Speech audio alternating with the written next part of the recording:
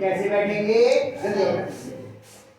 अभ्यास 7वीं। अब वार्तिक प्रश्न, यानी कि आपको पूरी एक बात लिखी होगी, समस्या लिखी होगी, उसके आधार पे आपको समीकरण बनाने और फिर उसको हल करना है। इनमें थोड़ा ध्यान देना पड़ेगा समीकरण बनाने में। तो हम लोग देखते हैं, फिर करते हैं। दो संख्याओं का योगफल 24 है, उनमें से एक संख्या दूसरी की दोगुनी है, संख्याएं बताइए। संख्याएं कितनी हैं? 2। तो हम मान लेते हैं कि माना पहली संख्या बराबर, क्या माने बताओ? माना पहली संख्या बराबर, क्या माने बताओ? x। दूसरी संख्या बराबर y। अब पहली शर्त में क्या कह रहे हैं? दो संख्याओं का योग 24 है। कितना है? 24। यानी इन दोनों को जोड़ोगे तो कितना आएगा? 24।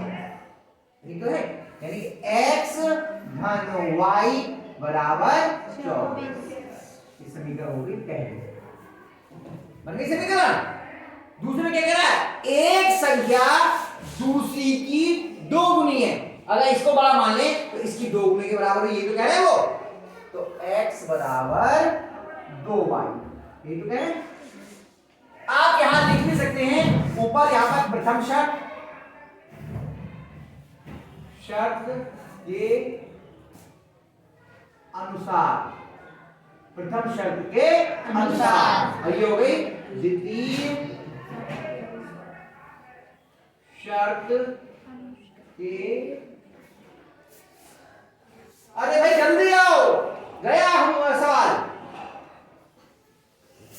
अनुसार। पहले प्रथम शर्त के अनुसार, द्वितीय शर्त के अनुसार। जल्दी जाओ अंदर, फिर से बता दे रहे हैं एक बार, फिर समझ। ये वार्तिक प्रश्न है, पूरी बात लिखिए, समस्या लिखिए, उसके आधार पे आपको समीकरण बना के इसको हल करना है।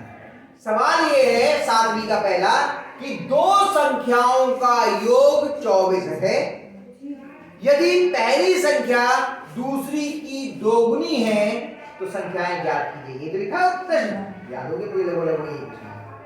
तो हमने दोनों संख्याओं को मान लिया, माना पहली संख्या x है और दूसरी संख्या y। तो पहली शर्त क्या कह रही है कि दोनों संख्याओं का योग 24 है, इन दोनों को जोड़ा तो कितना हो गया? 24। ये समीकरण 1 हो गई। अब दूसरी शर्त क्या कह रही है कि एक संख्या दूसरी की दोगुनी है। मान लीजिए ये बड़ी है तो ये छोटी है, तो इसका दुगना इसके बराबर हुआ, ये तो कह रहे हैं। तो हमने लिख दिया ये जो है इसके दुगने के बराबर। ये कौन सी होगी? समीकरण 2। अब देखो हमें समीकरण हल करनी है। यहां हमने x को y के रूप में लिख रखा है। अगर ये मान हम इसमें रख दें, ये मान इसमें रख दें, समीकरण हल हो जाएगी। तो समीकरण 2 से x का मान समीकरण 1 में रखने पर, समीकरण 2 से x का मान समीकरण 1 में रखने पर क्या होगा? इसमें हम x की जगह क्या लिख देंगे? 2y धन y बराबर 24, यानी कि 3y बराबर 24, y बराबर 24 बटे 3, 3 एक 3 अट्ठे 24, y बराबर 8। अब बताओ इसमें कोई समस्या हो तो बताओ। समझ में आ गया इतना? क्योंकि आपको बहुत अभ्यास करवा दिया, इसलिए मैं थोड़ा जल्दी जल्दी लिख दिया। समझ में आ गया? राहुल आया? अब y का मान कौन सी समीकरण में रखेंगे? दूसरी। तो y का मान समीकरण 2 में रखने क्या होगा? y की जगह कितना लिखेंगे? 8। x बराबर 2 गुणा 8, x बराबर कितना हो गया? 16। अब तो इतने पे हम छोड़ेंगे, x बराबर 16, y बराबर 16, 8 के लिए छोड़ेंगे, क्योंकि हमें x और y के मान ज्ञात नहीं करने थे, हमें क्या ज्ञात करना था? संख्याएं। तो पहली संख्या कितनी थी? पहली संख्या में कितनी मानी थी? x। तो कितनी हो गई पहली संख्या? दूसरी संख्या कितनी मानी थी? कितनी हो गई दूसरी संख्या? तो हम अंत में उत्तर उसी रूप में लिखेंगे जिस रूप में आप पे समस्या आई थी या प्रश्न था। आपसे पूछा गया था संख्याएं कौन सी हैं, तो हम क्या लिखेंगे? पहली संख्या बराबर है इतना और दूसरी संख्या बराबर जो भी आया। तो लिखेंगे पहली संख्या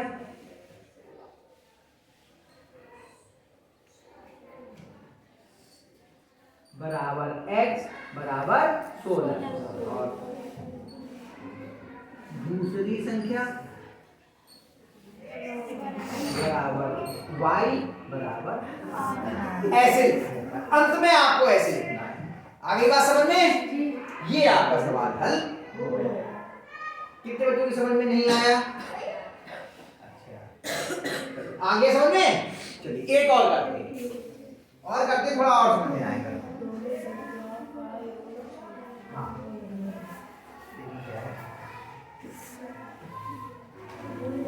दो संख्याओं का योग छोटी संख्या के 3 गुने से 3 अधिक है। यदि दोनों का अंतर 5 है तो संख्याएं बताइए। अब कितनी संख्याएं इस बार? 2 ही संख्याएं, और इसके आधार पर 2 ही आपकी समीकरण भी बनाएंगे हम, क्योंकि 2 शर्तें दी हैं। तो माना पहली संख्या कुछ भी मान सकते हो, ये आपकी मर्जी है। x y a b m n p q जो चाहे मान। a मान लेंगे, पहली संख्या बराबर a, दूसरी संख्या अब है प्रथम शर्त के अनुसार। प्रथम शर्त के अनुसार क्या कह रहा है? पहली शर्त में बताओ क्या लिखा है? क्या लिखी पहली शर्त? हाँ सही बता रहा हूं, बोलो। दो संख्याओं का योग, यानी इन दोनों का योग छोटी संख्या के 3 गुने से 3 अधिक है। इनमें किसी को, आपकी मर्जी, किसी को भी छोटा मान लो, किसी को भी बड़ा। जिसको छोटा मान लो वो बातें आ जाएगी। तो हमने मान लिया ये छोटी और ये बड़ी। तो कह रहे हैं दो संख्याओं का योग, योग का मतलब ये हुआ, ये तो कह रहे हैं छोटी संख्या के 3 गुने से 3 अधिक है। तो छोटी संख्या ये मानी थी, इसका 3 गुना कितना हुआ? हाँ सही बोला, बिल्कुल सही बोला। कितना हुआ? 3 गुना कितना हुआ? 3 की 20 से गुणा कितना हो गया? 3 भी, और उससे 3 अधिक करने के लिए 3 जोड़ देंगे। 3 गुने में 3 जोड़ देंगे तभी तो 3 अधिक होगा। तो 3 20 से 3 अधिक, ये तो कह रहे हैं इसके बराबर है।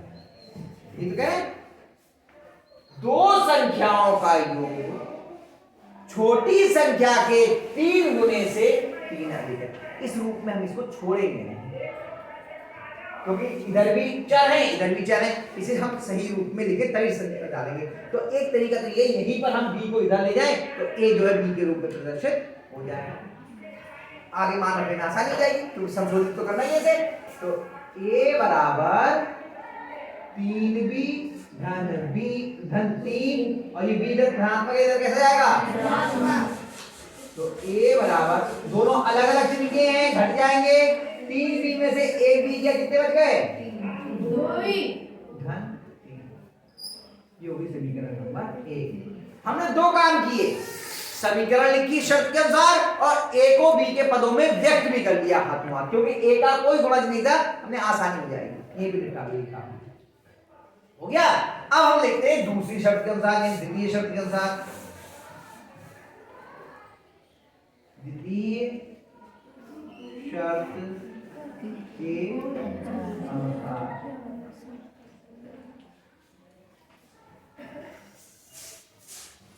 यदि दोनों का अंतर 5 है। अंतर का मतलब क्या होता है बताओ? अंतर का मतलब क्या होता है? यानी दोनों 5 और 3 का अंतर कितना है? 2। अच्छा 12 और 8 का अंतर कितना है? कैसे निकालना है? बड़े में से छोटा घटाना, यही तो तरीका है। इन दोनों में बड़ी हमने कौन सी मानी थी? A। छोटी कौन सी है? B। यानी इन दोनों के अंतर का मतलब क्या होगा? A में से B घटा दे, यही तो हुआ अंतर। अंतर निकालने के लिए बड़े में से हम छोटी को घटाते हैं, तो A माइनस B कितना है? 5। ये समीकरण नंबर 2। ये समीकरण 1 हुई, ये समीकरण 2। अब क्या करेंगे? समीकरण हल करना है, तो इससे A का मान इसमें रख दीजिए, ठीक होगा। तो समीकरण 1 से A का मान समीकरण 2 में रखने A की जगह कितना लिखेंगे हम? 2b plus 2b plus 3 minus b बराबर 5। देखो यही लिखी है हमने, केवल a की जगह पे लिख दिया माइनस b और बराबर 5। ये ऐसे ऐसे सही है। अब क्या होगा? इनको हल करते हैं, ये अलग अलग चिन्ह के घट जाएंगे। 2b में से 1b का कितना बच गया? b, और 3 भी उधर ले जाओ हाथों हाथ। 3 इधर धनात्मक, इधर कैसा जाएगा? b का मान तो आगे छोटी संख्या तो आपको मालूम है। अब क्या करेंगे हम? इसका मान कहाँ रखेंगे? किसमें रखेंगे? समीकरण 1 में। तो b का मान समीकरण 1 में रखेंगे। b का मान समीकरण 1 में रखने पर A बराबर 2 गुणा 2 प्लस 3, ये तो हो गया, यही तो हुआ। तो A बराबर 2 दूनी 4 धन 3, A बराबर सही है। तो पहली संख्या कितनी हो गई है? 1 और दूसरी संख्या 1 7। एक लिखा यार, पहली संख्या कितनी हो गई? 7। एक थी ना पहली संख्या, कितनी हो गई? 7। और दूसरी संख्या कितनी हो गई? 2। आ गया कि नहीं आ गया? पक्का लिखेंगे पहली संख्या बराबर, अतः ये उत्तर अंत में ऐसे जरूर लिखना है, अतः पहली संख्या बराबर a बराबर 7 है, बराबर 20 बराबर 7। और दूसरी संख्या बराबर, गाना मत गाओ, दूसरी संख्या जो ऐसे बोलते हैं वो गाना होता है कि सुर से सुर मिला दिया, ताल से ताल मिला ली, बराबर 2। अब b का मान कितना है भैया? 2। कहाँ थे? सो रहे हो क्या? रास्ता लगा के रहे? अरे मेरे A का मान हो गया 7 और B का मान 2, यानी पहली संख्या हो गई 7 और दूसरी संख्या हो गई 2। तो दोनों देखो सही है, ठीक। और साक्षी पहले देख करके बैठी होती आराम से। अच्छा समझ में आई है? देखो सुन लो इस बात को, अभी आप लोग जब ये कर रहे हो तो बहुत आसान मैं कहूँ तो ऐसा भी नहीं है, और ये कहूँ बहुत कठिन है तो ऐसा भी नहीं है। आप अभ्यास कर लोगे आपको आ जाएगा। कोई नया सवाल कर पाओ तो कर लेना, चाहे मत करना। इन सवालों को अभी उतार भी लो और घर पे 1-2 बार इसको करके देख लेना, तो आपको एक बार प्रक्रिया समझ में आ जाएगी होता कैसे है। एक बार प्रक्रिया समझ में आ गई तो सारे सवाल होने लगेंगे। ठीक है, उतार दीजिए।